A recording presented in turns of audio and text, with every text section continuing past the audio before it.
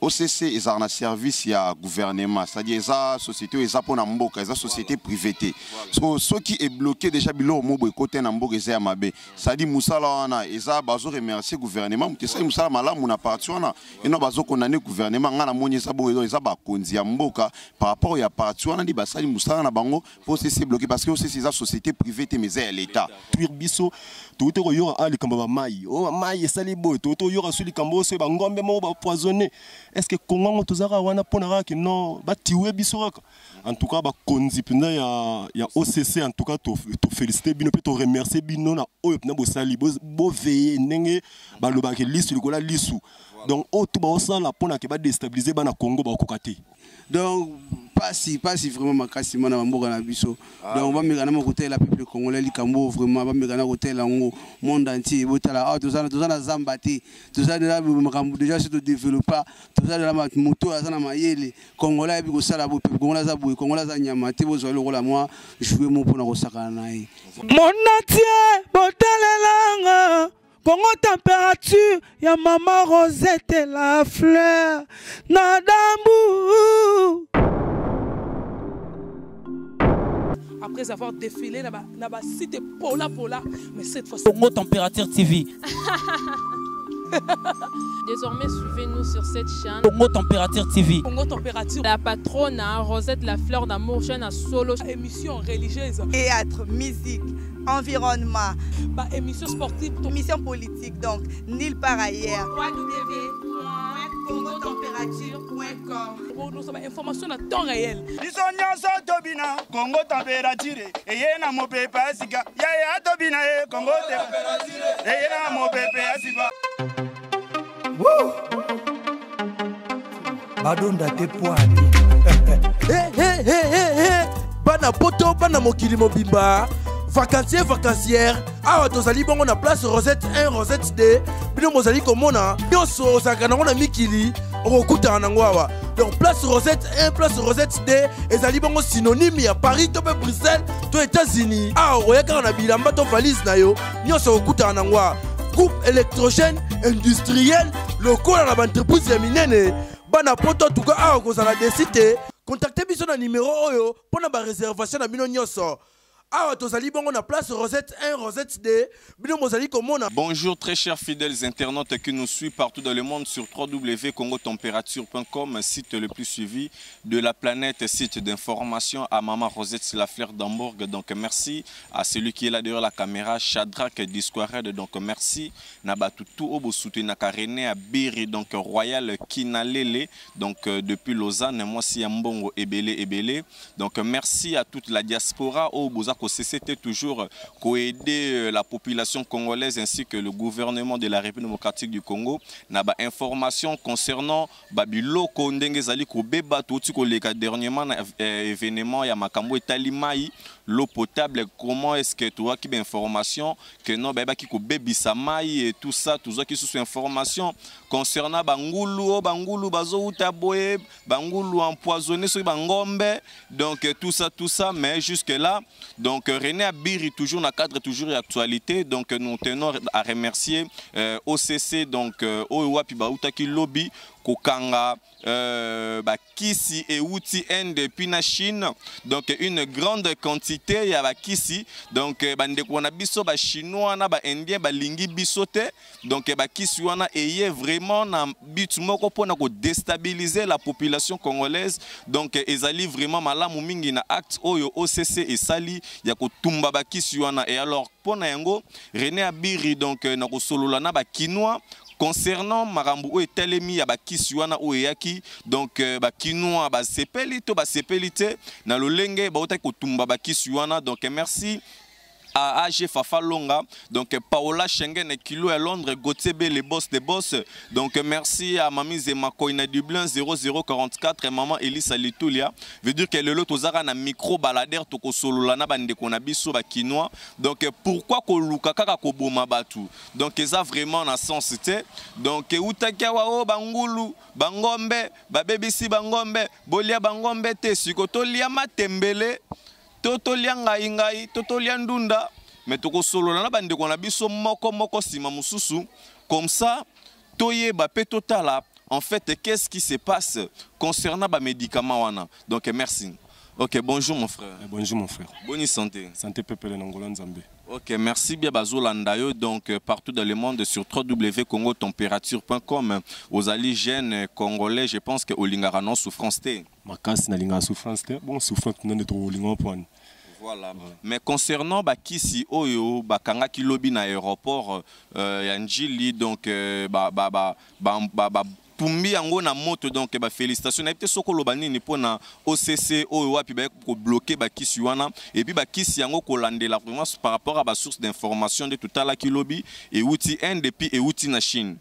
En tout cas, merci vraiment na ba continuer biso CC il y a CC il y a OCC ndenge ba sali penza organisation mo ya bien de ba tumbi ba kisi na parce que toza ba toza compte toza ba ime. Pourquoi pas ba et pour nani ba royela biso ba kisi mo bo ezaki et déstabiliser biso et détruire biso tout to yora ali kamba ba mai o mai esali boy to yora suli kambo so ba ngombe mo ba poisonné est-ce que kongo tozaka wana pona ka no ba tiwe biso raka en tout cas ba konzi pina ya OCC en tout cas to féliciter bino pe to remercier bino na oyo na bo sali bo veiller ndenge ba lobaka lisu likola lisu. Donc au tout ba osala pona ke ba déstabiliser bana Congo ba kokate Congo eza mboka ba Congo eza mboka banka Congo eza ya ba koko donc ba kokate makamona o balinga basala. Mais conseil nini pe européen na bandeko o bazokenda kosomba ba médicaments sans ordonnance sans ordre médical. En tout cas na eloko wana en tout cas na osenga ba congolais na tango ke somba ba kisi tango ke somba ba médicaments il faut bozala na ordonnance ou wuti pas médecin pour ce que somba kisi bongo sans ordonnance en tout cas ba yo peso kisi mo bo mona tango mela boy tala le ne ba mo tshela ba poison tila ba mai tala ba mo tshela biso ba o ba bebisi mai o ba bebisi ba ngombe siko to kolia su ngombe te en tout cas pour na Congo et comment ça se passe to senga kana ba o ba somba ba kisi il faut bozana médic il faut bozana ordonnance et wuti pas médecin so ra yo mo bon ke somba kisi na pharmacie ba peso kisi mo bo ya mabe o moni ke des arts. En tout cas conseil no pesa kana ba kongende yona. Merci vraiment. Ah bonjour papa nanga. Bonne santé. Qui meza na ngolo nzambe. Tout monde vraiment ça vraiment congolais vraiment solo. Oui, né grandi dans congolais vraiment. Voilà. Mais concernant Bakisi ou Utaki End, na Chine, bande qu'on a besoin chinois batindi maman na montagne Bakisi na valeur à 2,5 millions. Donc la quantité donc te remercier bande qu'on a besoin ya OCC le lenge ba bloquer qui yango ba remarquer pe ba tali que non ezali Bakisi moko ya mabezo kuya pour na ko déstabiliser nde banzoto ya batu na kati ya kin. Yo étant kinois makambo no monyango ndenge. Bon, étant que kinois et congolais. Voilà. Na makambu ya bakisi wana po batindi bolo yo mo lobi bien que service à OCC sala imusa nango pona ko bloquer yango c'est-à-dire OCC est un service ya gouvernement c'est-à-dire ça société eza pona mboka eza société privée so ce qui est bloqué déjà bilo mo bo côté na mboka eza mabe c'est-à-dire musala wana eza bazo remercier gouvernement mute ça musala malamu na parti wana et non bazo condamner gouvernement ngana moni eza bo eza ba konzi ya mboka par rapport ya parti wana di basali musala na bango pour OCC bloqué parce que OCC eza société privée mais c'est l'état dans la parti wana vraiment so pona lo bana mamwana eza bongo logique eza bongo OCC sali un grand travail pour na ko sala ke bana mboka bazala détruite par rapport à médicaments wana quoi. Voilà. Mais pour na marambo etali le rôle ba mai nde tout koyoka que non ba empoisonner mai o ba ngombe na bangulu na ebité donc mikolo liengombe te. Bon na liengombe te pour na ba makambo wana ke ba empoisonner mai to bangombe. Partout wana ngana za vraiment étonné zo choqué nga fort. Biso ba congolais tous en face tous faible par rapport à l'information mususu ozo mona na yeza vérité o muta vérifier mais à transmettre en et pas mutu mususu na mamuneti ya mai yuko ibisanga bata gouvernement parce que ngani na sabu na za ni muta ba ya parti eza na pouvoir ni parti eza ya opposition surtout ça on parce que tu comprends déjà que na mboka oyo eza na président te muta ko changer ba situation mboka na biso pour le loso ba ki na opposition ba biso ba pesa mutu moko so comme président o sala na ité donc mboka na biso tu comprends que eza ba mamu bo nzambe ganda asunga na ekaka eza mamuti ya mutu mo bwenda ya sauver mboko pona kolobela mamba mai wana mai yo koyebisanga ke bato ya bagouvernement wana bapapa wana tu toyebi wana bakombo eza télévision tokotanga bakombo te bapere wana baza bandeko te bandeko wana bango bavandaka na baimebe bamelaka bamai ya likolo ya weuta na lola me biso mai bakobebisa mai ndenge bango mpe bandeko so babebisi mai yango bongo biso bango population yango bakokonza banani bakoaccepte baboma mboka mobima ma mosusu donki tozwango na basansi mo boye te nga mama mai wana naboyaka yango banda nayoka message wana ti lelo naboya yango bongo sikoyo naosomela nini apres damasi fona bayango eza ntongo te ndeko nanga naosofrape nde yango nakufaka te ndenge nini nga mambo wana eza mamba lokuta comprendre mutu azosala na gouvernement bato wana baparti oyo baza na pouvoir so babebisi mai bango baza bafamille te bafamille na bango to babonga tolo babongo eza bamamo boye oyo nga na ndima yango teke babebisa mai ya kongo mobimba bato bamela bakufa so babomi biso to sikoyo population yango bango bakonza banani donc nga mama mai wana naboyaka yango donc nga bena mama bamai wana donki oyo babebisi mai banda na banda kobaya yango donki nga nao na dai te donc mama mai wana donki eza lokuta mpo na nga na ndima na nga yango te quoi. Merci beaucoup. Ouais, bana kin, bana poto, bana monde entier, na cadre toujours à Kotambola parce que René Abiri fait toujours son travail. Donc, toujours qu'à réaction. Bonjour mon frère. Bonjour papa. Bonne santé. Santé très bien par la grâce. Est-ce que vraiment Bakinois boza vraiment nzoto makasi to nzoto makasi de? Bakinois toza nzoto makasi par la grâce de Dieu de vivre. Pour vivre selon grâce. Selon grâce. Celui grâce t'es même beaucoup pardon vraiment. Les a vraiment Mambaro Belati. Ah oui. Mais concernant Makambo O et les Kaki Lobby, donc OCC, donc société, il y a l'État où il y a Kangabaki, si est belé, et outil Inde, et puis outil na Chine, donc Ndenge ba tumbi yango parce que ba moni kena ba kisi wana et pour na ko détruire na ebité soko lobani ni pour na service ya OCC au basali musala malam. Bon, OCC vraiment de ce pays na musala sali parce que abateli vraiment peuple congolais vraiment soki ma fongola ki misute de ba détruire vraiment biso vraiment ba congolais. Donc lingo mona ba malade ba jeune ba koti ba malade ya ndeke. Bon, yango no zo mona ke non congolais zo jeune ba komi obela ba malade moko boye ba nini tout ça.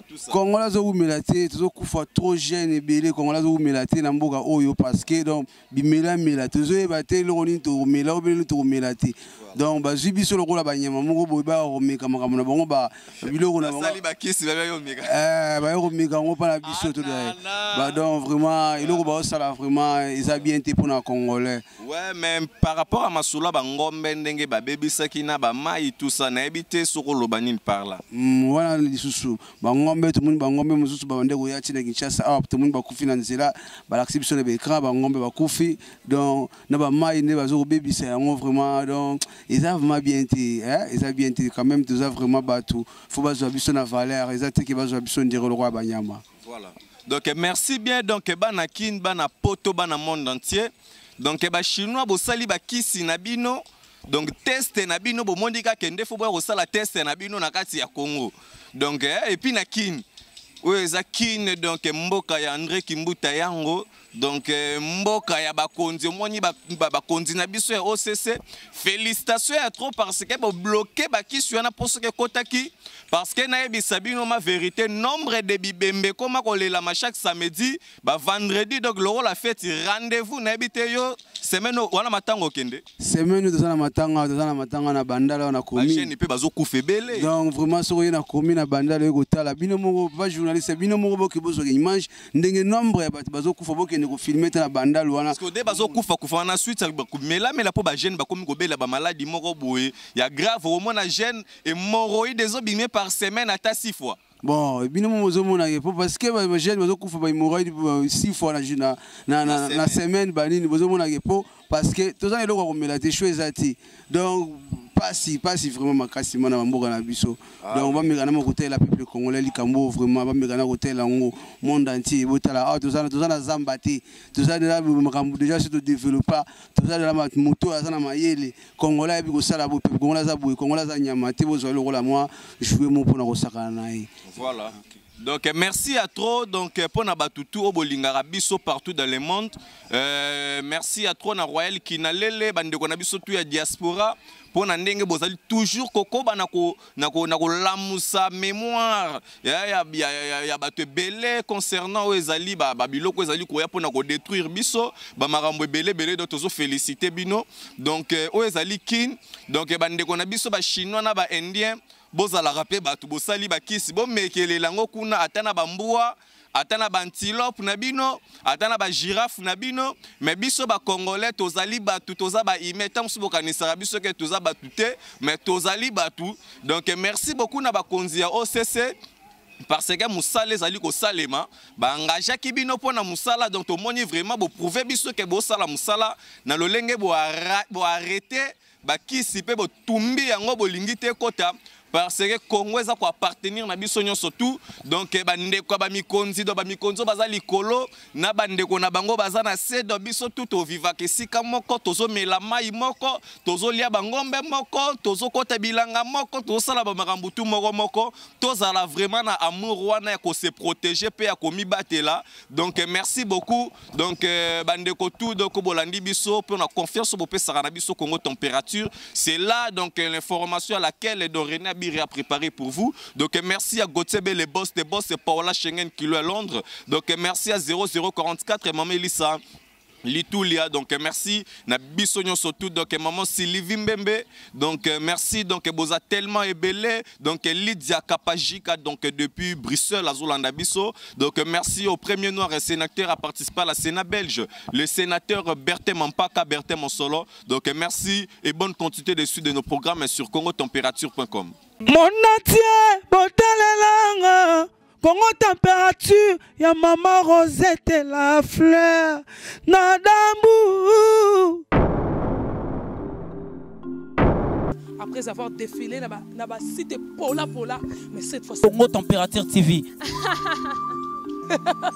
Désormais, suivez-nous sur cette chaîne. Congo Température TV. Congo Température. La patronne Rosette la fleur d'amour, chaîne à solo. Émission religieuse. Théâtre, musique, environnement. Bah, émission sportive. Émission politique, donc nulle part ailleurs. www.congotempérature.com. Pour nous avoir information à temps réel. Congo Température. Et yena mo pepa sika. Ya tobina Congo Température. Et yena mo pepa sika.